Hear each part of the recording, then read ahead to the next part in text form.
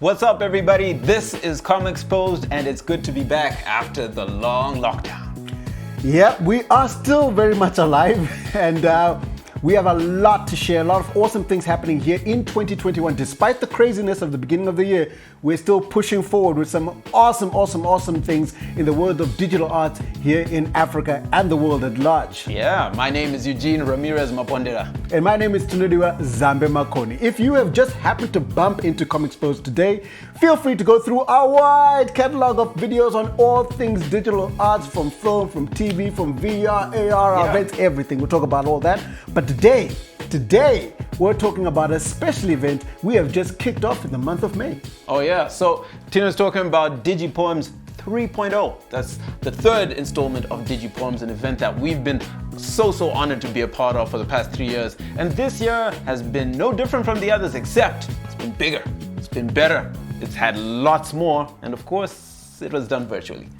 Yeah, like everything, and our own convention which we held last year, all of this has had to happen online. Yeah. That's not to say that it got any worse. It actually got way more interesting with some amazing pieces that were submitted this year. We've got artists from everywhere, as usual, collaborations from the UK all the way through down to here in Southern Africa with Mozambique, Botswana, and right here in Zimbabwe. Yeah. People who've never worked with each other before, and some artists who I think were even surprised themselves at the quality of work they were able to produce this time around. So let's start off over here. DigiPoems, what is it? DigiPoems is just that. It is a collaboration between artists from around the world, poets and visual artists, predominantly animators. Of course, as the name says, it's poetry, brought into the digital space with the interpretation of artists here in Southern Africa looking at these poems and then converting them into animations. Yeah. So it's an opportunity for people to share ideas, work with each other, and produce and give each other more visibility through the wide platforms that we have with the British Council, us ourselves, Page Poetry Zim, and other collaborators who work with us. Yeah, so in the spirit of global citizenship and global collaboration, DigiPoems is something that has been growing and gathering momentum over the years. This year has been the biggest one, like I said earlier on, as we've had artists from the UK, and it got even more interesting actually, because this time DigiPoems is going to be a part of a festival called Contain Strong Language later on in September, which is under the BBC. Yeah. And that's happening, that's the Contains Language, and then that's September? Yeah. So that's going to be pretty awesome, and you do need to stay tuned and continue to like and follow these guys. You know when all this stuff is happening. You could like and follow us, then you know what's happening with us. But then that may not be as awesome as knowing what's happening with Comexposed and DigiPoems. So for those who have not taken the time to go and see, here are some snippets from some of the poems that were done. Check it out.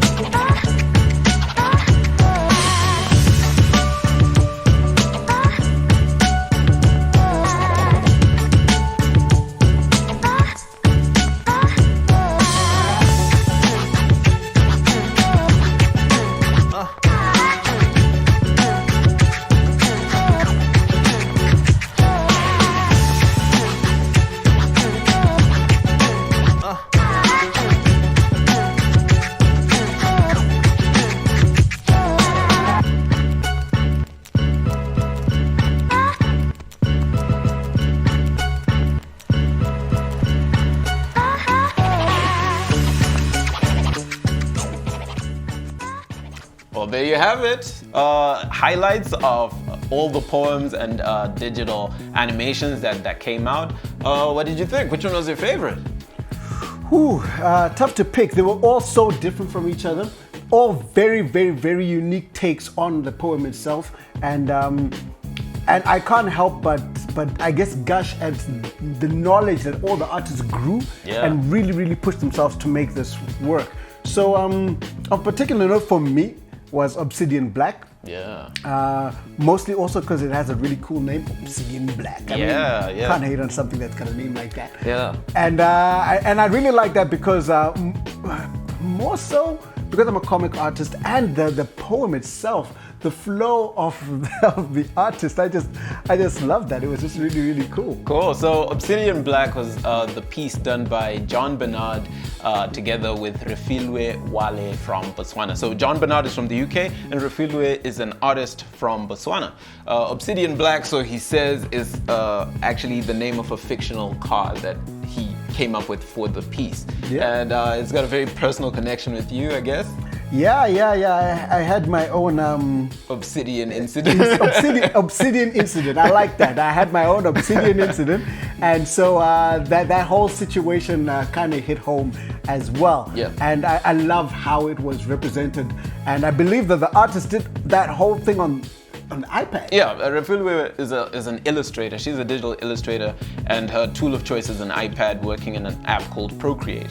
So her approach is to create these illustrations, and since she had never animated before, the task was to get her to learn how to animate a camera over all of those different slides she created, and then be able to pace it in such a way that the timing works in a way that kind of compensates or really emphasizes certain beats of the poem. And I think they aced it. She did an amazing job. Came together quite well. So, which one was your favorite? Which one really moved you? Yeah, I feel like I've got a deep connection with Kuda Rizi and Asa Gassan's Never Bet Against the Sun. Because I was the creative director on all the pieces, but I got to work closely with Kuda, and he gave me a bit of a heart attack because he was working in traditional, like he was using traditional frame-by-frame animation, which meant he was drawing 24 frames per second, maybe more. And of course, we've got deadlines. And he had this storyboard that he presented to me, and boy was it elaborate. If you've seen the poem, you can imagine what I saw. You know, the staging with the forest, and I think the main character in the forest. I don't want to spoil it for anyone who hasn't seen it.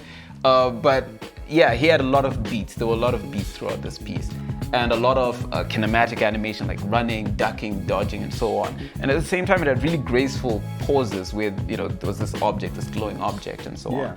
And right at the end, there was some really genuine character performance, like acting, where the characters had to convey emotion. And it was a big task for one person to pull off. Remember, all the animators worked alone.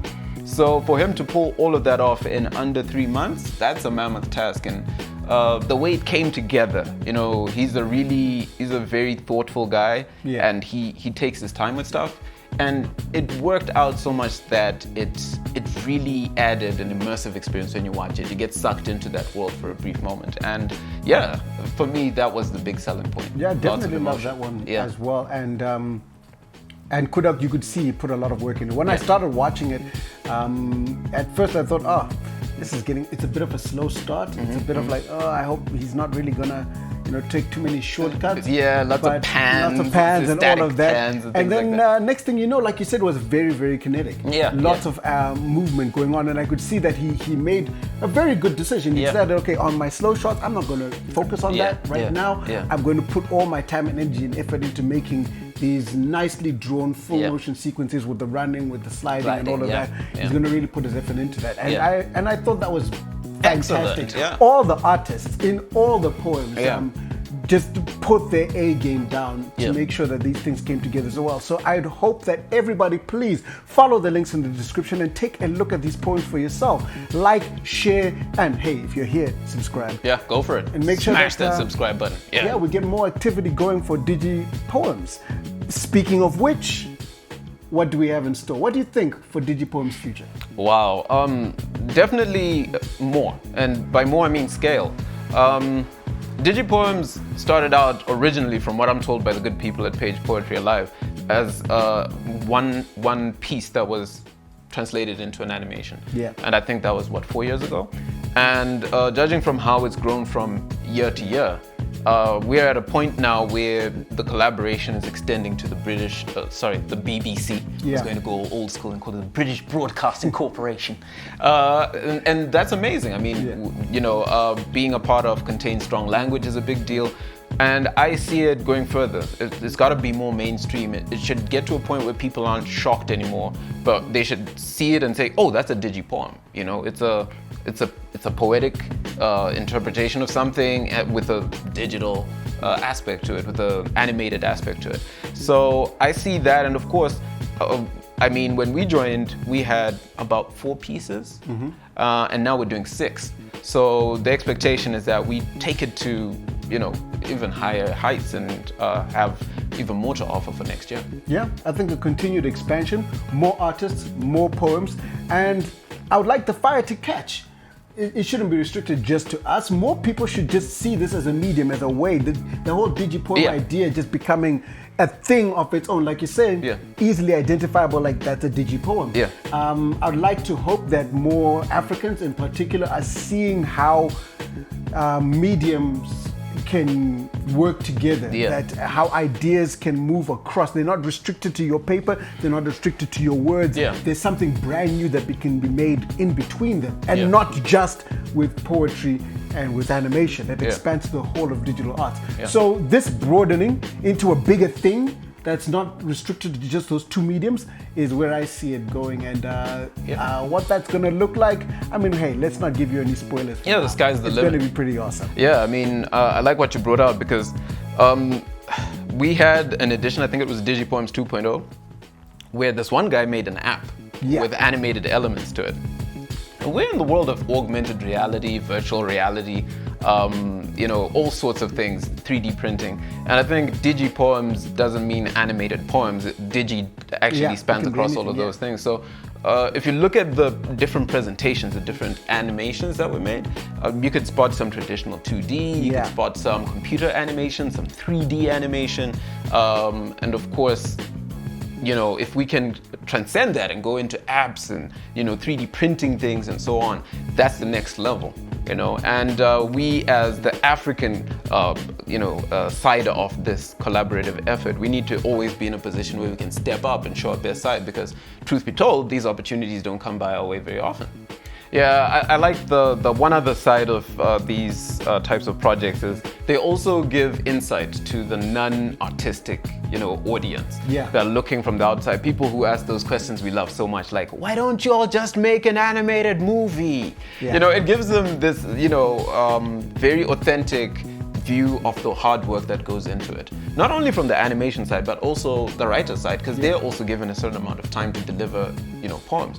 And the amount of technical work that happens behind the scenes, there's a creative director involved, the artists get to talk to each other, trade skills sometimes, you know, all of that, and it doesn't happen instantly. There isn't a animate this button on a computer somewhere. And I love that this is one of the few projects that gets to explore that side and show it to the audience, so that people are also given a sense of awareness or education just from that, to say, you know, animation isn't for dumb people, like I always say. It's not a cheat of a career path. It's hard work just like everything else. And the best part is when they see quality work coming out at the end of it, and that's excellent. I think speaking on that, we might as well play some clips of what some of the artists themselves said about the experience working on this project. So have a look. Okay, so Beauty and Chaos. So I was pretty much trying to figure out how exactly I can write to this theme without really being so obvious. You know, like I didn't want to have something which is pretty much just straightforward, like, oh, if we're going to talk about beauty and chaos, maybe we'll talk about maybe a beautiful person, or we talk about chaos, like, no, we need to be at peace with one another and stuff like that. I was like, nope, I ain't gonna do that. So I tried to figure out, first of all, what exactly I could write about. Receiving Musanga's poem was fantastic. He is not only an amazing writer, but he's an amazing performer. So the pace of the poem and everything, and the words, everything inspired me to come up with ideas on how to put his words and imagination on screen. And so it was a lot of fun. You do use a lot of imagery in your work, and it's been great. I try to be inclusive and include African-styled elements in the animation. And I tried to use pictures from Coventry so we could combine the two worlds. I used a few pictures with mountains because you do speak about mountains quite a lot. And I had some on my hard drive from when I used to go back home and visit in Romania. So I thought I would combine everything and make it as inclusive as possible. But it was great to have the freedom to play with your words and actually, I don't know, hopefully getting the image that you had in your head. The piece itself is called Obsidian Black, and it's really like a narrative, really explaining and taking from the themes that we had, which is obviously beauty, chaos, reconciliation, and peace. And it includes all these themes, but it takes you on this journey of this one person and them going through all these things and all these themes within one sort of concept, and them realizing certain situation during a chaotic time. And what I really wanted to do with this piece was to kind of utilize all those themes, but write in an unconventional way, but also in a fast-paced tone that will, you know, kind of put the reader or the listener in an anxious thought pattern. You know, you kind of want to think, what's going to happen, what's going on, why is it so rushed, where is this going to? So that's how, when I was writing it, that's how I wanted it to kind of, that's the emotion I wanted it to have. At first, like the first time I listened to it, I was like a bit confused because of the pace. It was the first time hearing like a poem at that pace. But yeah, the first couple of times when I finally like got to actually now listen to it, it started to make sense of what we were trying to communicate. And when we started to like, you know, go through that whole process of like you explaining the whole poem to me, it finally made sense. And it's a very beautiful poem, by the way. I'm a digital concept artist, a self-taught one, but I've never really touched base on like doing an animation. So it was honestly a difficult process, but I really enjoyed it. At the end of the day, I got to learn new skills from it. And I've always wanted a film or an animation of one of my poems, so I was really excited to be invited onto this project. And working with Tavonga has just been brilliant. It's been quite a strange experience, kind of handing over my work for someone else to sort of present. When I was writing my poem, Beauty and Chaos, the first thing I thought of was my family, my beautiful, chaotic family. I have to say, it was very, very strange. Like Andrea said, it was a strange feeling getting something that you were not fully part of, and then you have to take it and then make something that both of you are going to be proud of. So I guess it was quite experimental for me. I guess I tried to push new boundaries, try to do new things than I did before, and just to see how it would come out for everyone. But yeah, I really loved how just like sometimes the poem was vague, but then she explained it to me, so then I understood everything she was saying. But then for you to put a visual to that now, it's like, oh, now I have to put on my thinking cap. Totally appreciated the animation in its entirety. I like the way that the emotions of the poem were reflected in the animation, and so when the lines, you know, when we moved from line to line, there was certain aspects of the animation that followed. I think it took about 5 or 6 weeks. I'm not sure. From the initial design stage up to that point, yeah, it took about 5 weeks. I'm not in my home country, which I think for me that gave me a different perspective altogether. Seeing things differently, speaking to different people, and the reason I came up with this poem, or what inspired this poem, are two things. I was listening to Erykah Badu's song Bag Lady, and also I took a look around my room. I just like unpacked and things were all over the place, and there's so much clutter. And some things I thought, why did I even bring this with me? I don't need this. I remember having a conversation, the only conversation I had with Dila. She said something, I'm paraphrasing, but she said, we don't do basic. And I felt very challenged, and I was like, oh my gosh. At that point, I think I was 3 shots into the poem already, and I had to go back and look at every one of them and say, is this basic or not?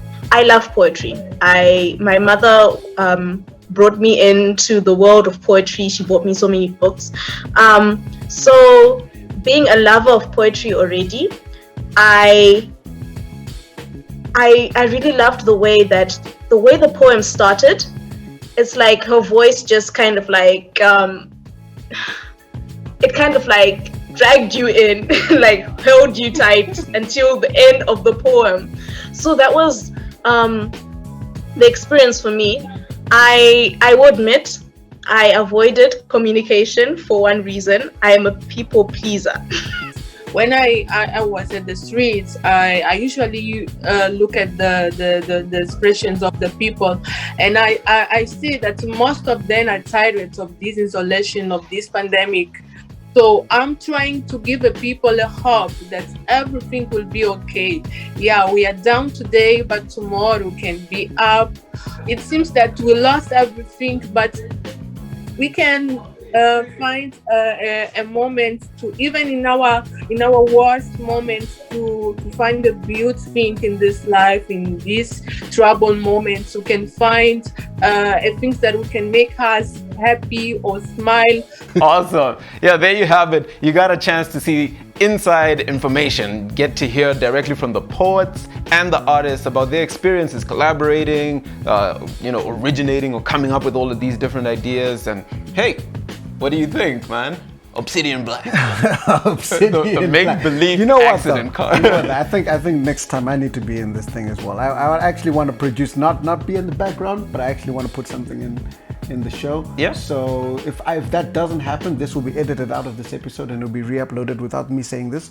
If it does happen, then it'll be like, haha, thanks for telling. But yeah, hey. I think it's great. I think it's awesome. Yeah. We've got a lot of great stuff coming up this year. Yeah. Watch out for DigiPoems. They're at the, what's it called? The BBC Contained Strong Language Festival. That will be happening in September. Yeah. And then we'll have the artists again for more talkie in November at our own con. Whether it be in person or digital, it'll happen though. That's right. So do look out for more episodes of Comexposed. We're going to be taking a little bit of a twist to how we have the show. You're going to be getting more opinion, more interviews. We might have more guests, have some in-depth discussions where you'll hear Tino and I's take on some of the hot issues surrounding digital arts and animation on this continent. So thanks for joining us today. Follow us on Facebook, Instagram. You can check us our website, www.comexposed.com. You can look for us on our respective Twitter channels, etc., etc. Links in the description below. We'll catch you next time. Believe in yourself.